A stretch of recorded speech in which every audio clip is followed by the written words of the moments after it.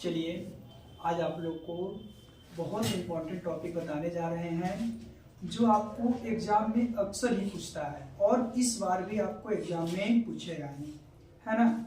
वो टॉपिक है आपका अभिक्रियाशील मूलक। क्या है? अभिक्रियाशील मूलक के बारे में हम लोग थोड़ा जानते हैं जो कि आपको एग्जाम के लिए बहुत जरूरी है। टॉपिक का नाम है आपका अभिक्रियाशील मूलक। क्या नाम है?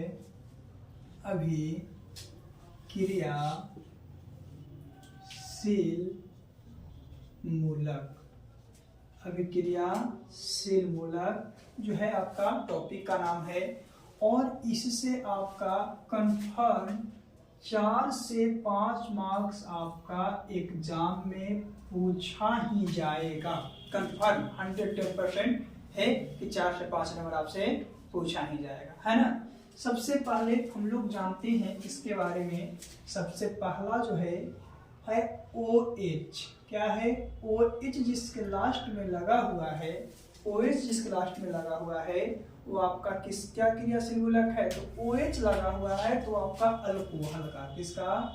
OH लगा हुआ है तो आपका अल्कोहल का क्रियाशील मूलक है।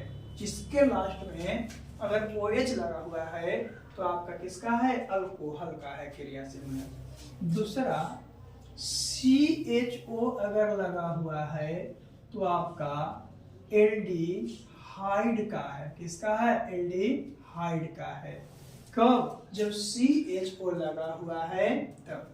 तीसरी बात करते हैं COOH अगर लगा हुआ है तो COOH जो है आपका कार्बोक्सिलिक अम्ल का है। कार्बोक्सिलिक अम्ल क्या है? कार्बोक्सिलिक अम्ल का है। क्या लग गया है? तो COOH लग गया है तो आपका कार्बोक्सिलिक अम्ल का है। चौथा नंबर हम लोग जानते हैं क्या है और क्या नहीं है। तो चौथे नंबर की बात करते हैं। 3 में से 2 क्वेश्चन आपका अक्सर एग्जाम में पूछा जाता है, अक्सर पूछा जाता है। फिर डबल बॉन्ड O लग गया। डबल बॉन्ड O है तो वो आपका ईथर का होता है। किसका होता है? ईथर का। डबल बॉन्ड O जो है आपका ईथर का होता है। किसका होता है? तो ईथर का होता है। डबल बॉन्ड O जो है ईथर का होता है।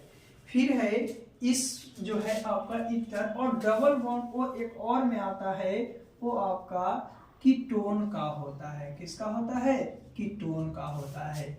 तो ये 5 क्रियाशील मूलक है और 5 क्रियाशील मूलक में 2 क्वेश्चन आपको कंफर्म एग्जाम में पूछा जाता है। 5 में से 2 क्वेश्चन आपको कंफर्म एग्जाम में पूछा जाता है कि क्या है और क्या नहीं है। आगे हम लोग देखते हैं। तो ये 5 क्रियाशील मूलक इसे बनाने का क्या है उसके बारे में थोड़ा सा जान लेते हैं कि क्या है और क्या नहीं है ना। तो ये अक्सर पूछता है। अब इसमें थोड़ा सा 2-4 फार्मूले के बारे में जानते हैं कि 2-4 फार्मूला क्या है और क्या नहीं है। 2-4 फार्मूला है ना। चलिए देखते हैं 2-4 फार्मूले के बारे में कि क्या है और क्या नहीं है उसके बारे में, है ना। आगे तो क्या है आपका फार्मूला? जैसे कि आपका यहाँ पे 3-4 वो है सिंगल बॉन्ड के लिए। इसमें 3 बॉन्ड होते हैं क्योंकि हम लोग जानते हैं कि प्रदान करने के लिए 1, 2 या 3 होती है। 1, 2 या 3 होती है। तो प्रदान करने के लिए हम लोग को जो होता है उसके बारे में, है ना। आगे तो क्या है और क्या नहीं है देखिएगा। सिंगल बॉन्ड के लिए N का प्रयोग करते हैं। सिंगल बॉन्ड के लिए किसका? N का प्रयोग करते हैं, है ना। डबल बॉन्ड के लिए हम लोग इन का प्रयोग करते हैं और ट्रिपल बॉन्ड के लिए आयन का प्रयोग करते हैं। ट्रिपल बॉन्ड के लिए किसका? आयन का। 3 है। एक आपका सिंगल बॉन्ड N है, डबल बॉन्ड इन है और ट्रिपल बॉन्ड आयन है ना। आगे हम लोग देखते हैं कि क्या है और क्या नहीं है।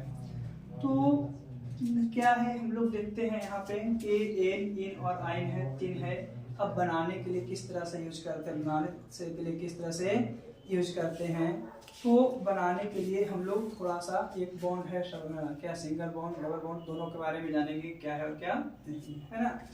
तो OH अल्कोहल है, CHO एल्डिहाइड है, COOH आपका कार्बोक्सिलिक अम्ल है, डबल बॉन्ड O है जो ईथर है और कीटोन है।